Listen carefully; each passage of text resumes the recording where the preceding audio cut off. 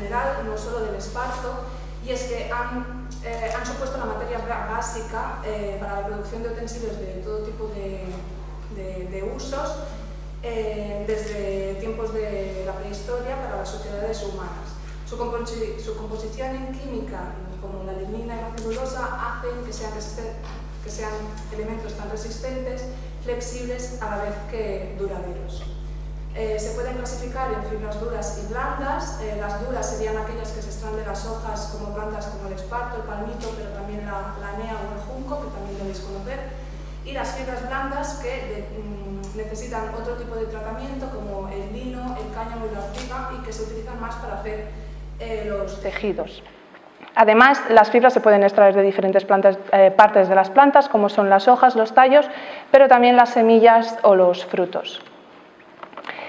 Las fibras vegetales en contexto arqueológico es un registro muy escaso, porque debido a que se trata de materia orgánica desaparecen en la mayor parte de contextos arqueológicos. Sí que es verdad que en arqueología pues, lo que se acostumbra a recuperar son aquellos materiales duraderos, como por ejemplo las piedras, los huesos o también las cerámicas, pero en casos concretos en que se dan unas condiciones de preservación específicas, se pueden recuperar estos objetos de materia orgánica, que serían un ejemplo, pues las fibras vegetales. El uso de estas fibras depende de la localización en la que estemos estudiando. En el norte de la península ibérica, al no haber esparto, pues no encontramos ese tipo de registros, sino que se utiliza más los cereales, otros cereales aparte de diferentes al esparto, pero también la ortiga y las fibras de la corteza del tilo, mientras que en el sur de la península ibérica y toda esta zona se utiliza principalmente el esparto a la par que otros cereales. El hecho de que no haya un registro muy amplio en cuanto a la arqueología de este tipo de materiales hace necesaria una revisión de todos estos objetos con una revisión de los estudios con las últimas tecnologías para poder sacar toda la información que contienen. Sí que es verdad que contra más antiguo estamos, menos registros hay, y a medida que nos acercamos a cronologías más modernas hay más registro.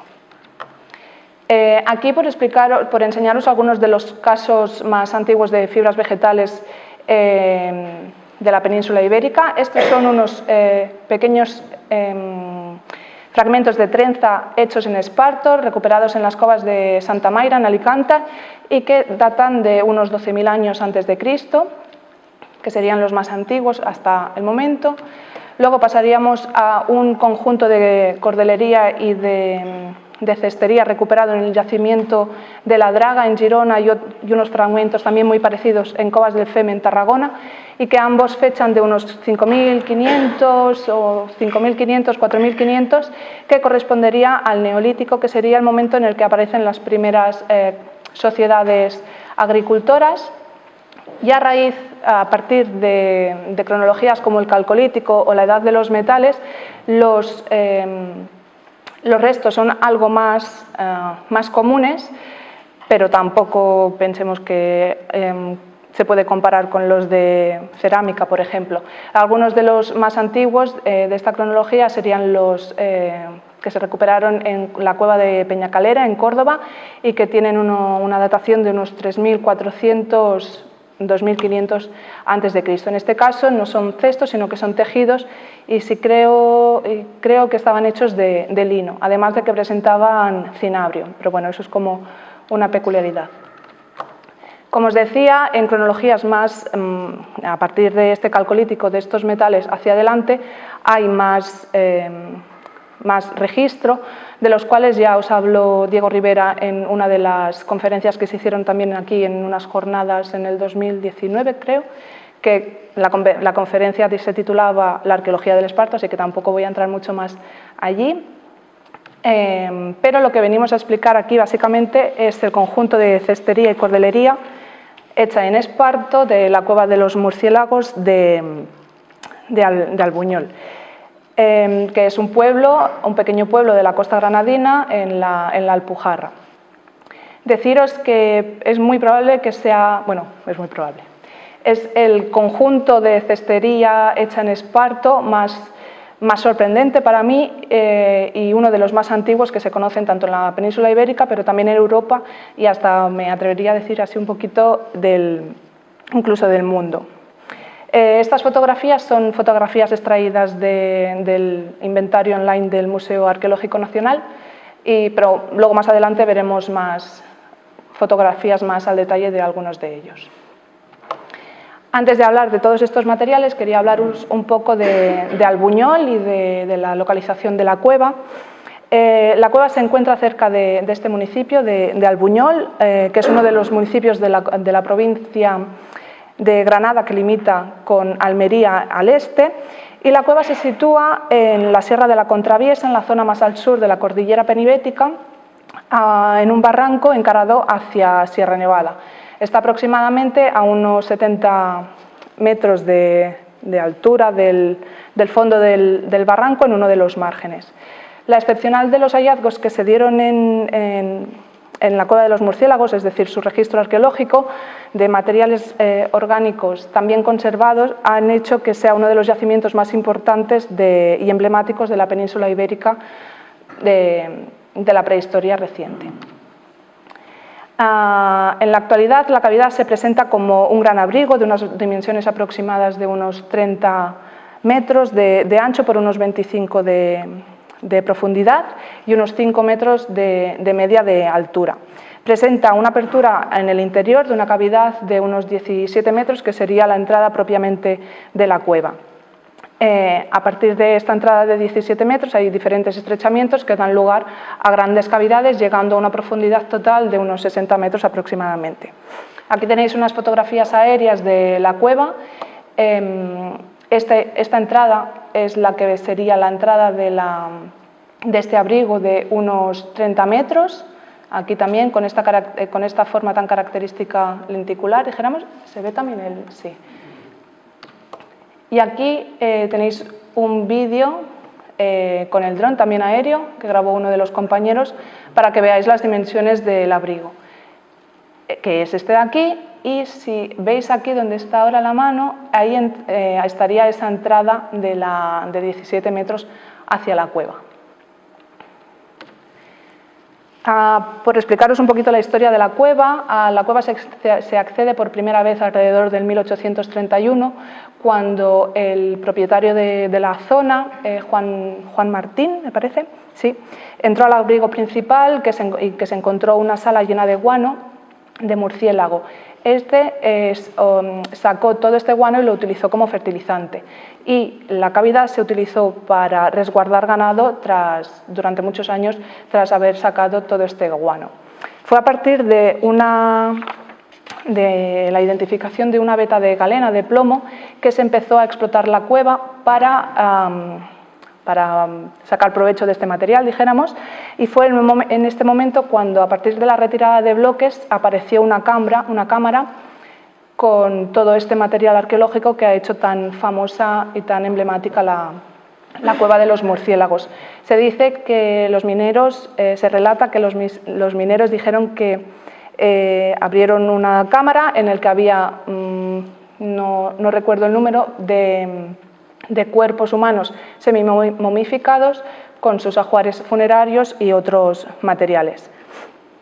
En el ámbito científico, la cueva se conoce a partir del 1868, cuando se da la primera publicación, que es de Manuel de Góngora, cuando publica su obra clásica llamada Antigüedades prehistóricas de Andalucía, trabajo en el que recoge todos estos testimonios orales de los mineros del descubrimiento de la cueva, un recopilatorio ilustrado de los materiales que él se llevó de la cueva y que actualmente se encuentran depositados en los museos arqueológicos de Madrid y también de Granada.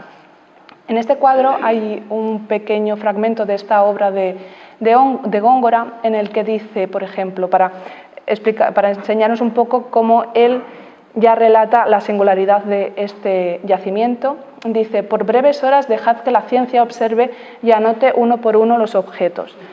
Se ve que los mineros tenían prisa y pues, no dejaban mucho tiempo para poder ver todos estos materiales. Y también dice, la sequedad del lugar,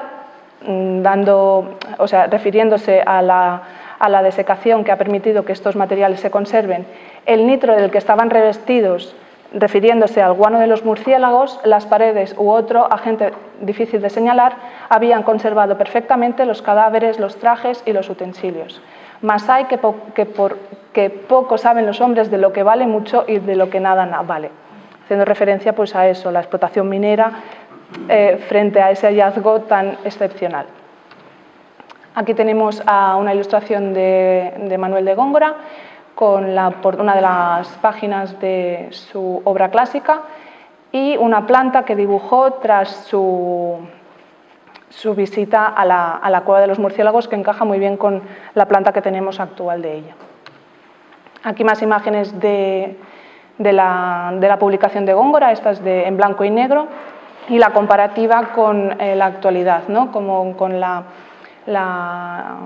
aspecto de la cueva actual. De nuevo, esa forma lenticular y que, vista desde la otra pared del barranco, y también una piedra que se ve desde la cueva, que está justo enfrente y que Góngora ya la menciona y bueno, que ayuda a situarse cuando no estás muy seguro dónde estás por allí, porque el lugar es bastante complejo. Aquí las láminas con los objetos que recuperó Góngora y la ilustración que está publicada en el inventario del MAN online, que ilustra pues, ese momento en el que los mineros aparecen o llegan a la cámara funeraria con todos esos cadáveres y ajuares funerarios. Es a partir, aunque la excepcionalidad de estos materiales no es hasta después de unos 100 años que se empiezan a hacer las primeras dataciones radiocarbónicas y los primeros análisis más específicos de los materiales. En 1978 se publican las primeras dataciones, además de algunos estudios de materiales como la cerámica o incluso la lítica, y es en el año 1980 y en el 84 cuando Carmen Alfaro publica los primeros análisis de los materiales de esparto.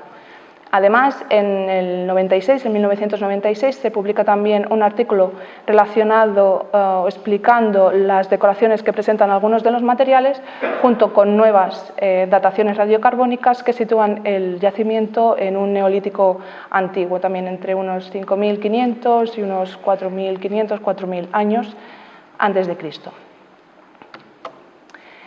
En enero del 2022 se inició el proyecto Mutermur, titulado De los museos al territorio, actualizando el estudio de la cueva de los murciélagos de Albuñol, Granada, que está financiado por la Universidad de Madrid y liderado por la Universidad de Alcalá.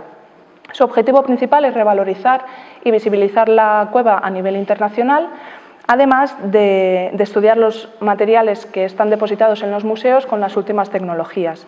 También pretende documentar gráficamente la cavidad, tal como está en la actualidad, y la intervención arqueológica que por primera vez se daría el verano del año pasado, en agosto del 2022.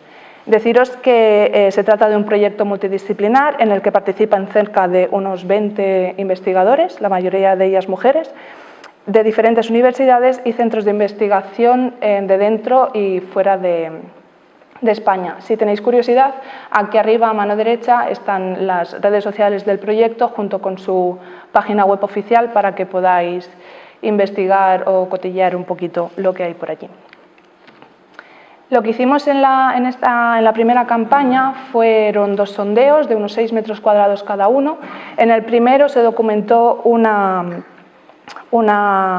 estratigrafía, es decir, una secuencia arqueológica muy amplia en cronología, que estamos esperando todavía los resultados de las dataciones, pero que cubren una horquilla cronológica desde el Paleolítico, estaríamos hablando de unos 20.000, hasta el momento que se dan esas actividades mineras por la explotación de la galena.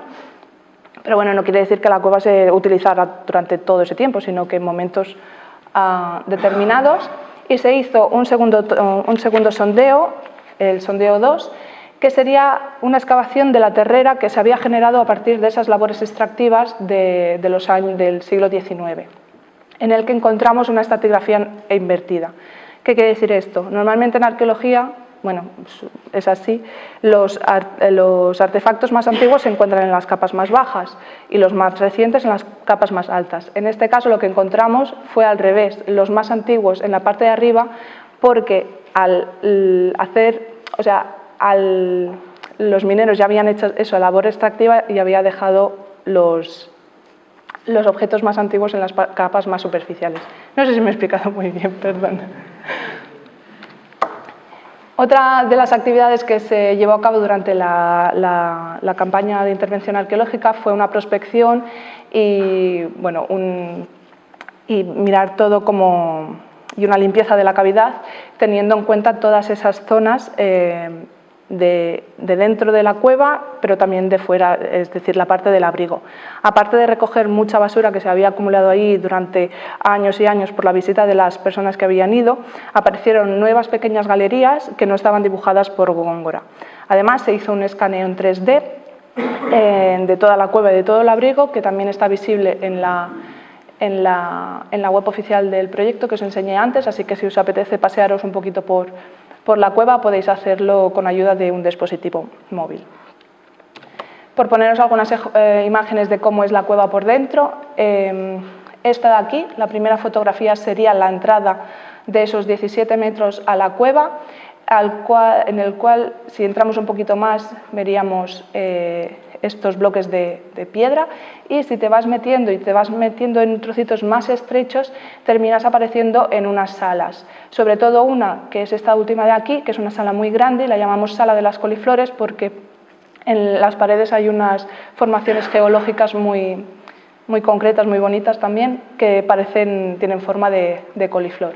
Para que os hagáis una idea del tamaño de la cueva, podéis ver esto de aquí, es una persona, o sea que es relativamente grande. Y ahora ya sí que vamos a hablar un poquito más de los materiales. Deciros que están depositados en los museos del Arqueológico Nacional en Madrid y el Arqueológico y Etnográfico de Granada.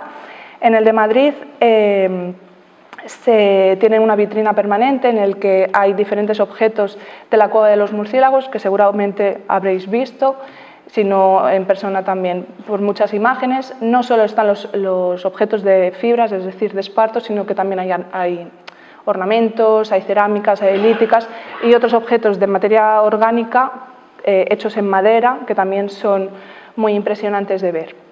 Además, en el año 2022, el año pasado, de enero a abril, hubo una exposición temporal celebrando el centenario de Manuel de Góngora, en el que se presentaron algunos de los materiales que normalmente están depositados en las reservas del museo y que normalmente no son visibles al público.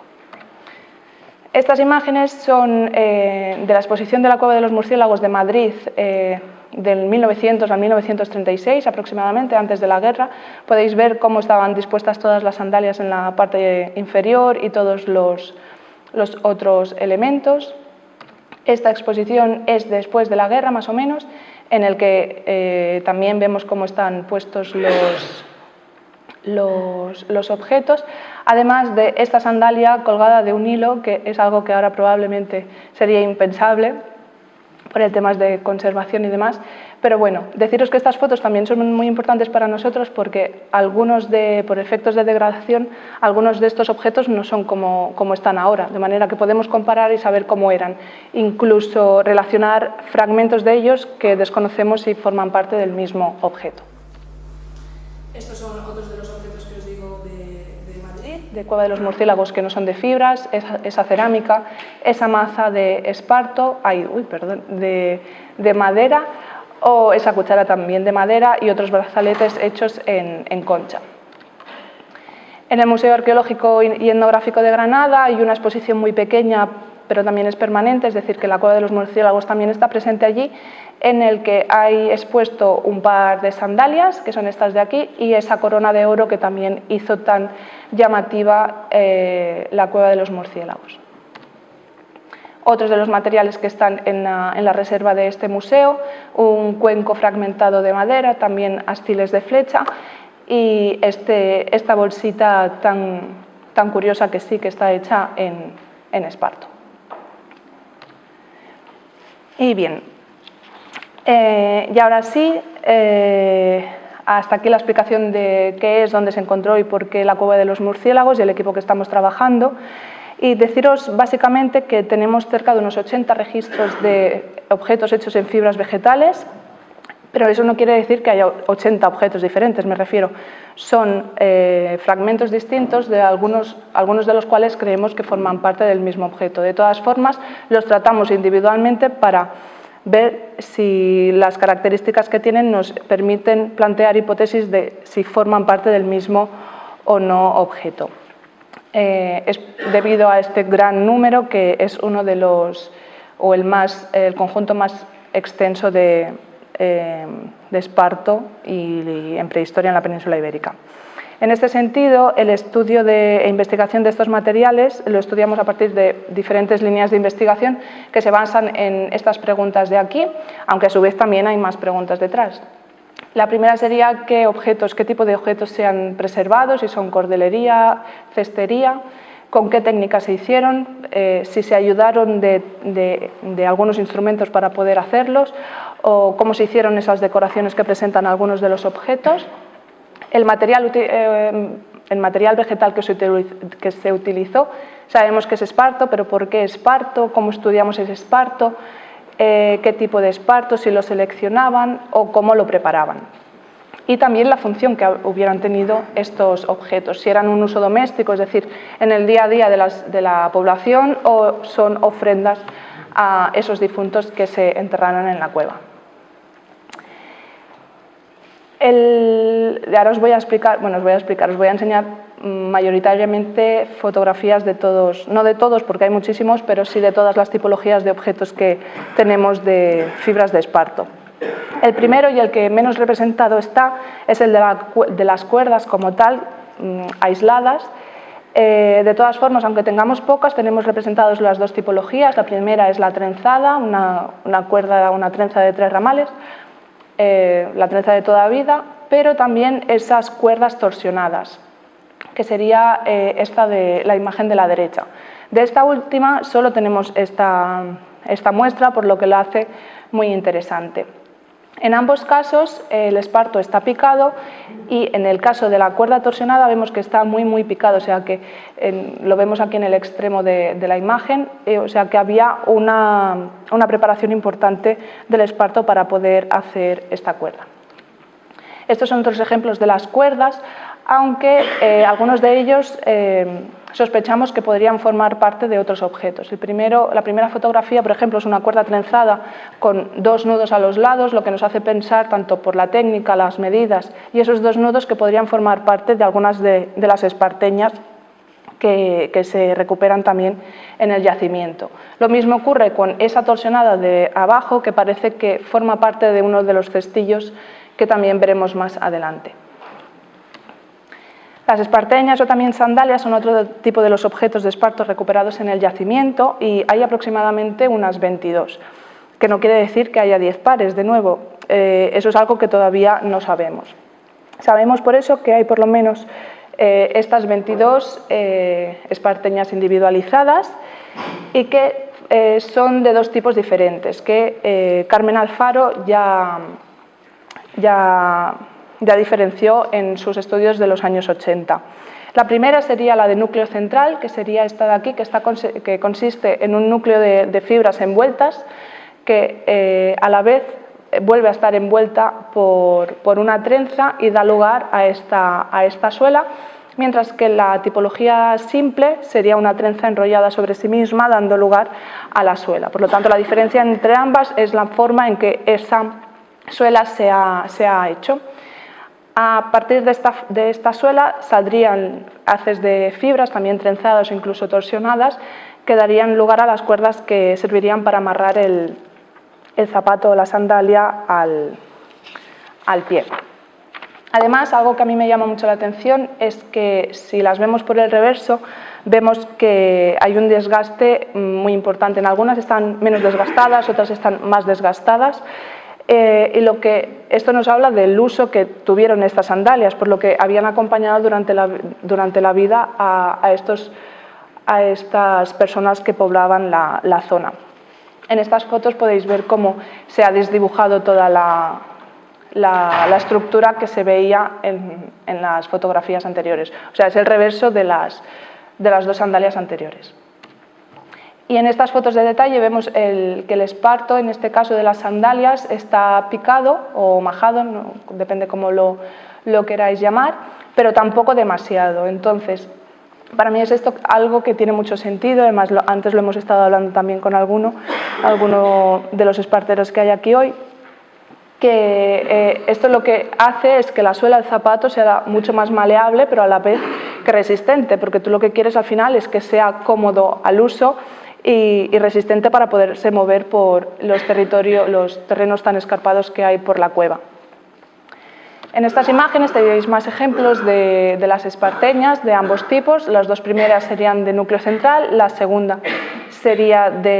tercera sería de tipo simple, pero no siempre están en tan buen estado de conservación, sino que muchas veces están o bien fragmentadas o deformadas, o incluso a algunas les falta algún trozo que ha sido cortado porque se utilizaron en los análisis del 1996, por ejemplo.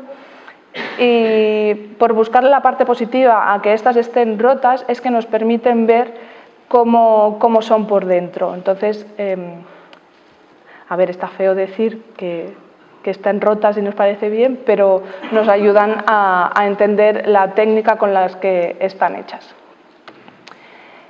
Estos objetos, estas sandalias, son una fuente de información tremenda, y ya que podemos extraer datos directos de la sandalia, como por ejemplo la técnica en la que están hechas, pero también cómo se usaba ese esparto, pero también podemos extraer información indirecta de la población o de las personas que utilizaban estos zapatos. Por ejemplo, el tamaño del pie se puede extrapolar, algo que Carmen Alfaro ya hizo en su trabajo. Pero a la par también podemos extrapolar la altura de las personas o incluso la lateralidad de las sandalias, viendo cómo están desgastadas. Por lo tanto, podríamos hacer posibles parejas teniendo en cuenta también el tamaño y la técnica con las que se han hecho.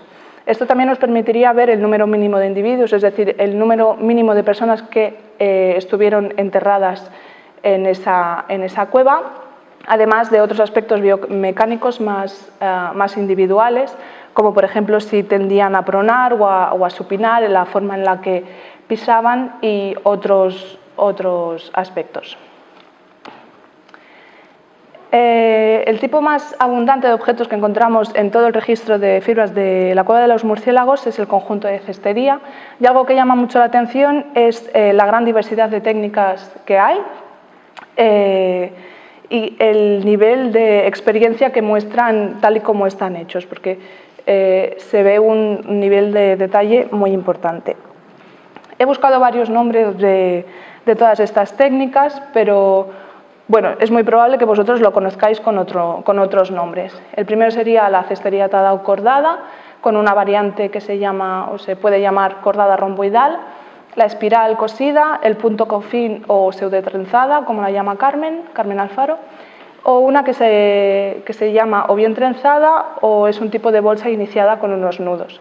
El esparto puede ser crudo o picado, dependiendo también de la técnica, y algunos de ellos presentan una decoración por tinción de las fibras de esparto. El primer tipo de cestería es el de la cestería atada o cordada, el cual tenemos un total de 10 cestillos que son muy finos en técnica y también en tamaño, excepto uno que es el más grande, que debe hacer unos 30 centímetros de altura más o menos, pero bueno, el más pequeño es este de aquí, que no llega a unos 10 centímetros de altura, o sea, es muy muy pequeño. Góngora relata en su publicación que en el interior de estos cestillos aparecieron cápsulas de amapola o de adormidera, según como lo llamáis, y también pelos que serían humanos. es algo que todavía están dentro y que los hemos podido ver a partir del estudio de los materiales en los museos. Si bien la técnica es igual para estos 10 cestillos, el inicio en la base no es igual para todos. Algunos empiezan con un penacho, con un conjunto de fibras que se reparten y forman esas costillas del cesto y que darían forma a la urdimbre para poderlo crear, mientras que otros empiezan o se inician cruzando unas cuantas fibras de esparto, unas cuantas hojas de esparto y así se puede ir tejiendo el cesto hacia arriba. Los bordes sí que son iguales para todos, es decir, cómo se termina el cesto, y es que todas las fibras restantes de la urdimbre se juntan y se envuelven en la última vuelta del cesto, y además aparecen en algunos de ellos algunas perforaciones que no son simétricas, que serían las asas o el arranque de las asas, y que están reforzados con piel animal. En algunos de estos cestillos encontramos esas decoraciones que os decía que se estudiaron en el 1996. La mitad de estas fotografías están tratadas con fibras de ordenador, pero es para que se evidencien estas decoraciones y que las veáis más fácilmente. Sí, se ven. Y nada, deciros que son fibras teñidas y que ya se hizo un estudio en su momento de todos estos patrones geométricos que se dibujan. En este caso, todos los cestos presentan un esparto crudo. En ningún caso el esparto está majado o picado. La cestería romboidal atada sería una variante de la anterior, pero con una pequeña variación, que es que la urdimbre, en vez de ir siempre recta, se parte cada vez que das una vuelta a la hora de tejer el cesto. Y esto lo que da es un patrón visual que dibuja una diagonal. En este caso también el esparto que se utiliza es esparto crudo, en ambos casos. Aquí en la foto lo veis en detalle.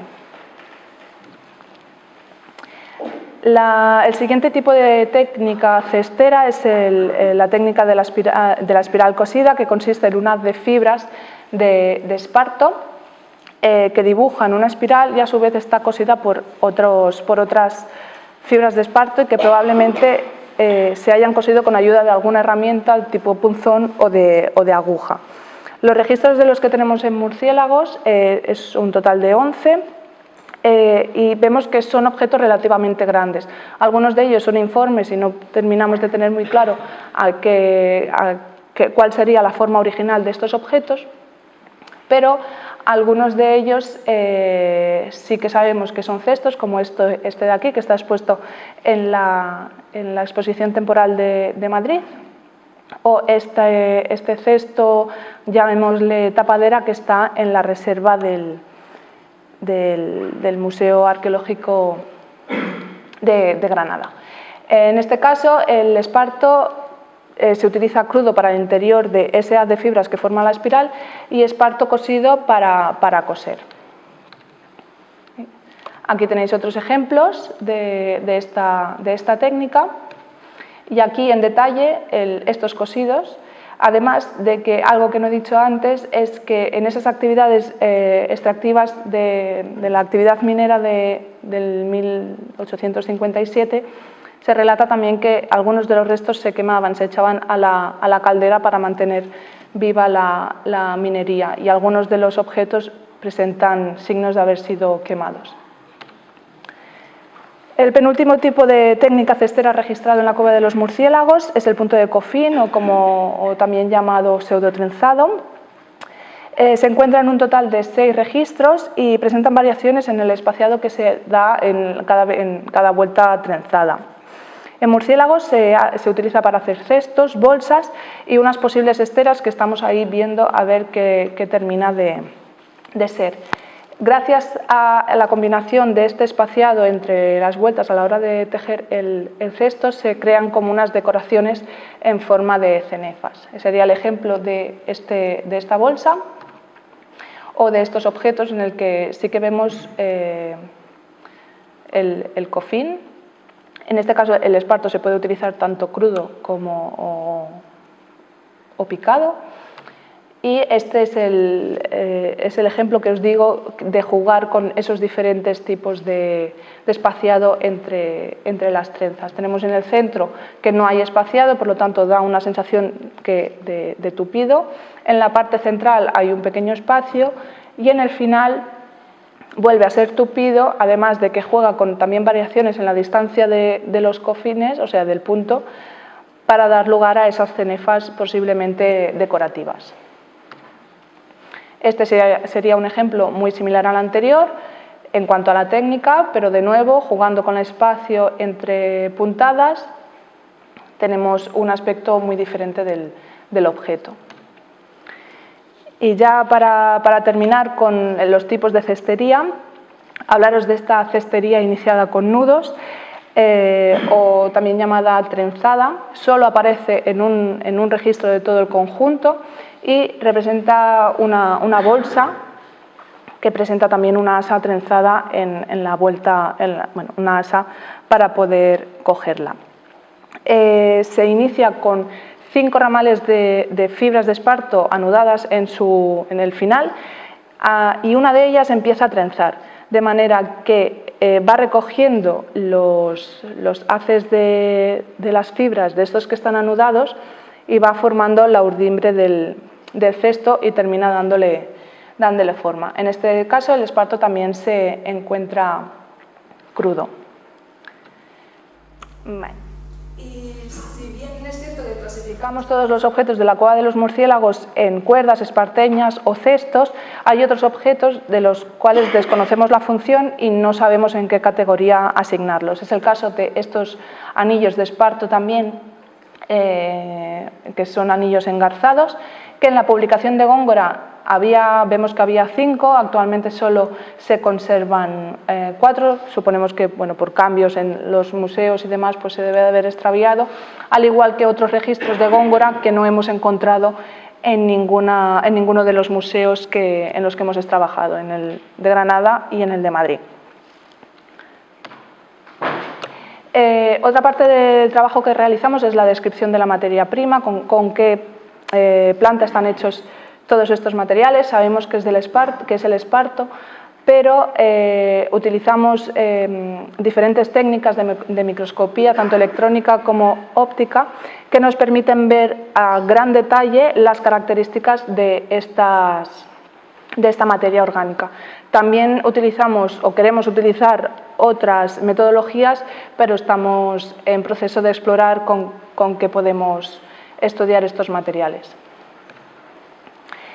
Entonces, algo que he ido comentando en cada tipo de técnica cestera o de las sandalias es la materia prima, es decir, el procesado de esta materia prima del esparto, si está picado o si no. Este aspecto es muy importante a tener en cuenta, ya que nos está hablando del conocimiento que tenía esta gente por el ambiente y por cómo gestionar y explotar los recursos que este ambiente les ofrecía, no solo de la capacidad técnica que tenían para realizar todos estos objetos, que vemos que es impresionante a raíz de verlos. Entonces,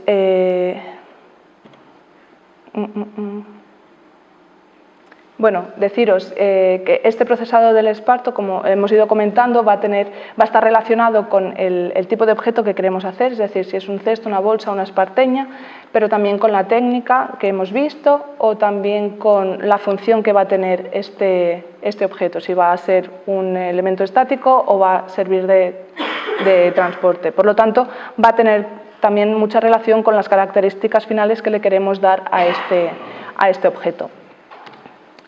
Y una parte fundamental e imprescindible en los análisis que hacemos es la cooperación de aprendizaje con artesanos tradicionales de las fibras vegetales, en este caso del esparto en particular, como os decía antes, ya que nos dais un punto de vista que nosotros somos incapaces de tener. A esto lo llamamos arqueología experimental y se trata de crear este tándem cooperativo de aprendizaje entre artesanos e investigadores. De hecho, hay una frase de un libro de arqueobotánica que viene a decir algo así como, bueno, está en inglés, pero viene a decir algo como que con un pequeño fragmento arqueológico podemos describirlo y podemos identificarlo, pero nunca vamos a saber el método por el cual se ha producido, o sea, va a seguir siendo desconocido. Por eso se necesitan de manos artesanas. Y en este caso, pues para saber cómo se han hecho todos estos objetos de la cueva de los murciélagos de Albuñol.